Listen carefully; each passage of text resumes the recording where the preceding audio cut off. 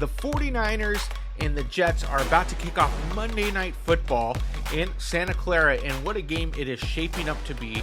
Many believe is a potential Super Bowl preview in February, and there's a lot of great storylines here. It's the first game Aaron Rodgers is back. In fact, many know that he got hurt in the very first series during the last season and was sacked by none other than Leonard Floyd, who is now playing for the San Francisco 49ers. Now, the Jets have a lot of hopes and aspirations, had the number 3 ranked defense in the entire NFL last year, number 2 ranked passing defense, but their run defense wasn't as strong as before. In fact, it was ranked 25 in the entire NFL this past year. And honestly, a lot of that is because the Jets were playing from behind and other teams are just trying to run out the clock. And what they did was they invested in that defensive line, and Javon Kinlaw, formerly of the 49ers, ended up signing with the Jets this offseason, added an additional 30 pounds to help shore up that defensive line right next to Quinnen Williams, who's one of the best D tackles in the game. Now, one of the things going for the 49ers is Hassan Reddick is not playing for the Jets on Monday Night Football because he is holding out for a new contract. And that's a blessing for the 49ers because one of the weakest areas for the 49ers is their offensive line. Now, granted, they re-signed Trent Williams, so he's back. He'll be expected to suit up in this game, hopefully playing the entire game. There was some conversation about seeing how he holds up, whether you're going to swap in Jalen Moore or not. But honestly, if Trent Williams is playing great, he's not going to exit the game at all.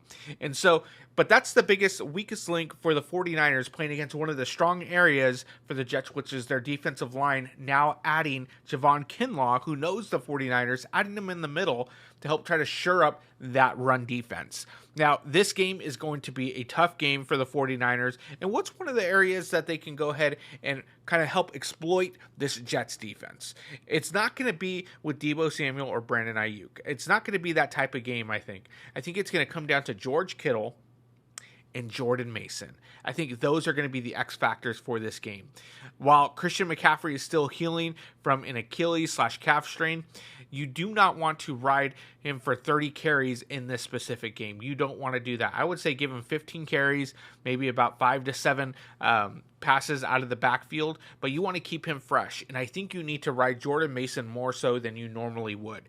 This is a Jordan Mason type game. It's going to be dirty. It's going to be gritty, right in the trenches. You're going to need those ugly yards. And Jordan Mason runs angry. And that's who you need in this game. George Kittle is going to help take advantage of that middle. When he's one-on-one against linebackers, he can beat anyone there. And I think with the outside corners defending both Ayuk and Deebo, you're going to need something big out of George Kittle, but also Jordan Mason. So expect Kyle Shanahan and Brock Purdy to exploit those areas, to attack the middle with Jordan Mason, getting those dirty yards, and using the middle of the field with George Kittle. I anticipate George Kittle is going to have 2 touchdowns and over 100 receiving yards in this game, while Ayuk and Deebo are going to get some of those dirty yards, those conversions, but you're going to see a lot of George Kittle in this game.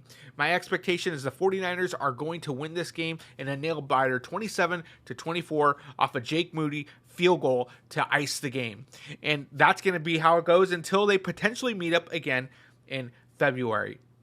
But again, Aaron Rodgers, you never want to bet against him. You want to make sure you're bringing your A game. So Nick Bosa and Leonard Floyd are going to have to really anchor those ends and make sure that they take care of that. Keep Aaron Rodgers in the pocket and get to him multiple times. Get him rattled. Force his clock to go ahead and speed up to where he gets the ball out quicker than he wants to, and that's how you begin to force turnovers, interceptions, and get the hands into Brock Purdy in that 49ers offense. Let's go ahead and get this season kicked off right. 49ers, Monday Night Football. Don't forget to like and subscribe, and we'll catch you after the game.